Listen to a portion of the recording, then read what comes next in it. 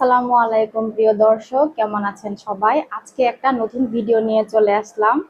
সেটা হচ্ছে বেশিরভাগ পেশেন্টের ক্ষেত্রে আমরা যখন লাইফস্টাইল মানতে দেই তখন একটা কমন কোশ্চেনের মুখোমুখি আমাদেরকে হতে হয়। সেটা হচ্ছে যখন আমরা বলে দেই ভাত, রুটি, আটা, ফল, দুধ এগুলো বন্ধ, তখন পেশেন্ট বলে, ও মা, ভাত খাবো না, খাবো কি? আচ্ছা, এই কোশ্চেনের অ্যান্সারটা দেওয়ার জন্য হচ্ছে ভাত ছাড়াও আমাদের চারপাশে অনেক বেশি খাবার আছে যেগুলা খেয়ে আমরা ভালোভাবে লাইফ লিড করতে পারি।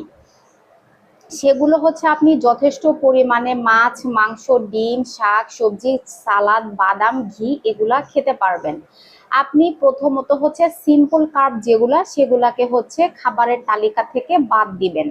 যেমন হচ্ছে চিনি বা মিষ্টি জাতীয় খাবার খাওয়া নিষেধ, এবং যেই খাবারগুলো ফল ফ্রুটসের মধ্যে যেই ফলগুলো মুখে মিষ্টি লাগে সেগুলো খাওয়া নিষেধ। এবং আপাতত আপনার যখন লিভার